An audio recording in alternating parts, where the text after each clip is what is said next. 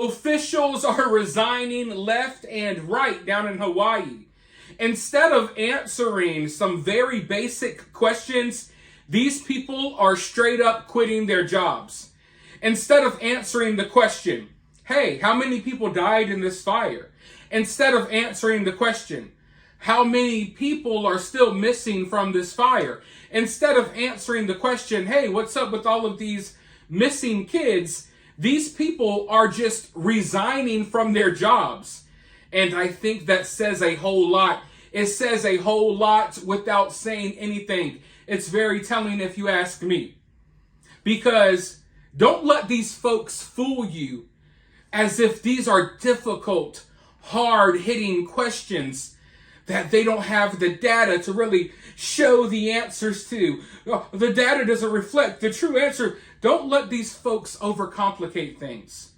We are asking the most simple, basic question you can think of. The most common question you can think of. How many people died?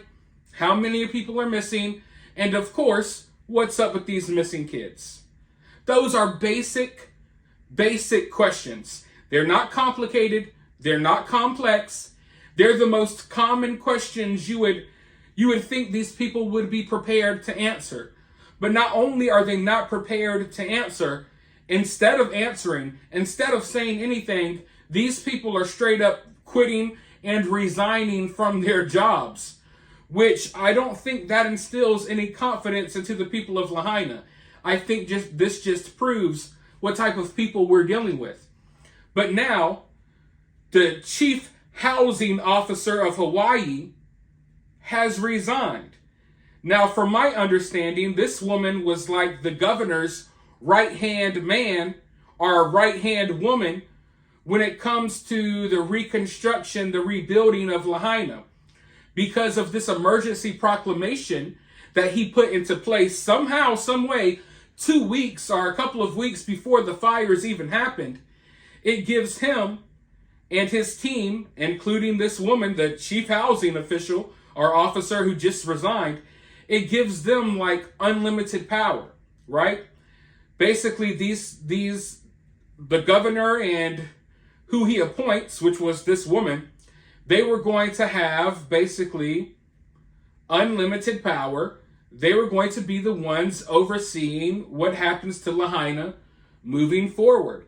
Now, they've been holding meetings, and I've showed you clips from some of these meetings. You've seen the lady, trust me. She will look very familiar to you if you've watched my videos. So they've been holding meetings where they've been trying to discuss Lahaina's future, but the people of Lahaina have been showing up, airing their grievances. Now, yesterday on my other channel, I made a video because this very woman who's stepping down now and other officials were trying to have a secret meeting behind the people's backs about what's going to happen in Lahaina moving forward. But now this woman is resigning, and here's the excuse that she's using. She says basically that she's threatened by BJ Penn, the UFC fighter who spoke at one of these meetings that we were just talking about. Now, I watched these meetings in full. I saw everything that BJ Penn had to say. I made multiple videos about it. I'm not going to air the clips here. If you want to see what he had to say, you can go check out those videos. But he wasn't really rude. You could tell he was aggravated. He wasn't threatening or anything like that. He was just being honest. And now this woman's trying to clutch her pearls, virtue signal, act as if she's so threatened that she's scared for her family and stuff like that, so she has to quit. When in reality, in my opinion, she got herself wrapped up in a very shady situation, and she got caught and exposed.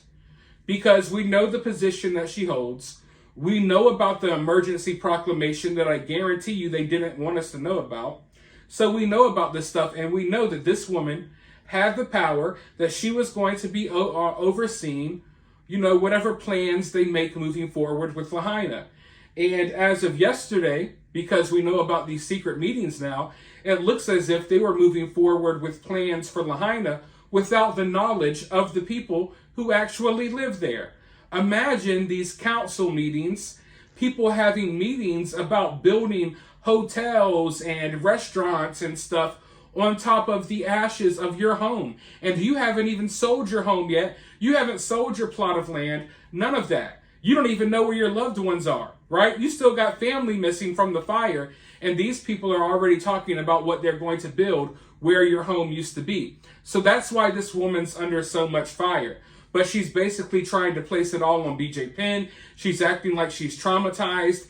And she's trying to play the victim as if she's worried about her and her family, when she showed no concern about the families of the people in Lahaina, if you ask me.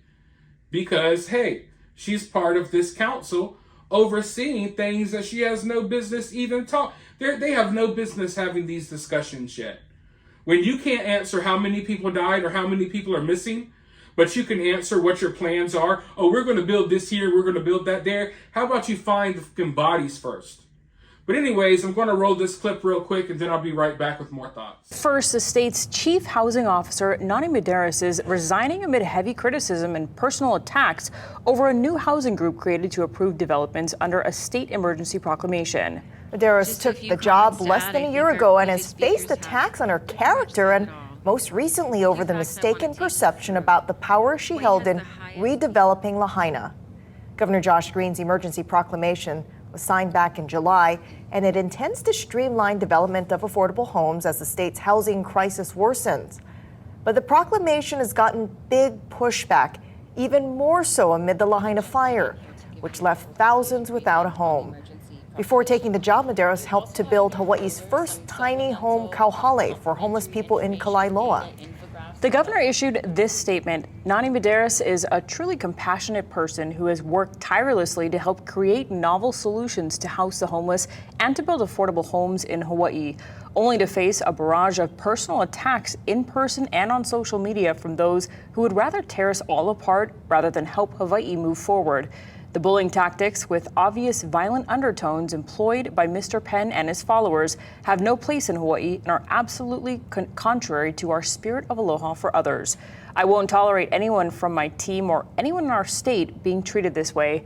It is despicable. Watching these people play victim in a situation like this, where we have hundreds, if not thousands, of real victims, it's sickening to me. Here we have thousands of real victims because enough people died in this situation, enough people lost their homes in this situation, enough people lost their jobs, businesses in this situation, that there's hardly anyone left on the island that's not affected somehow. Like either your family, your friend, someone you knew most likely passed away, someone you knew most likely lost a home, someone you knew lost a job. It's like everyone's affected. This situation created a lot of real life victims. Meanwhile, these officials who were overseeing the process of screwing these people over are playing victim because they're getting called out, because they're not allowed to move in secrecy as they screw people over. Imagine being in this position. You know that you're screwing these people over. You're heartless, basically, because you don't care. You took the job. You're here to do the job. You don't care. Yet you're so sensitive that you can't take a little criticism. Because make no mistake about it, she's stepping down because of mean words.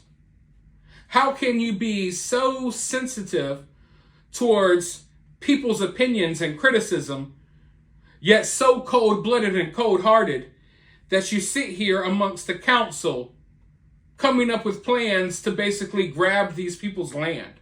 You know what I mean? It's like, we want to take over your land. We want to screw you over, but at the same time, please don't say mean things about us because we might resign. We're going to resign. And then you look at it and it's like all of these people stepping down from their jobs. And you want the people to be confident that everything's running smoothly. Things aren't running smoothly. Y'all rather quit your good jobs Like these people literally rather quit their good paying jobs as opposed to answer a simple question like, oh, well, this is what's happening with the missing people, or this is how many people have died. This is what's going on with the kids. No, I'll just resign. But now it's mean words. BJ Penn, he's a bully. He said mean things to me, so I'm quitting my job. It's all his fault. It's like you would think these people would have thicker skin, knowing that, you know, they're here to screw people over, but no, they're sensitive little pansies. It's almost funny when you think about it. But I can't really say I'm surprised, because it's these type of people who are in control right now. These sensitive, really weird people, you know what I mean? They seem to be the ones in charge all over the place now, which is why things like this are happening. You look at all of these disasters and you wonder why, and they blame it on this, they blame it on that. But a lot of it is because we have some sensitive, just idiots in charge, right? But as for right now, let me know your thoughts about all of this down in the comments below. While you're down there, hit the thumbs up, hit that subscribe, ring that notification bell, and I'll talk to you all soon in the next video.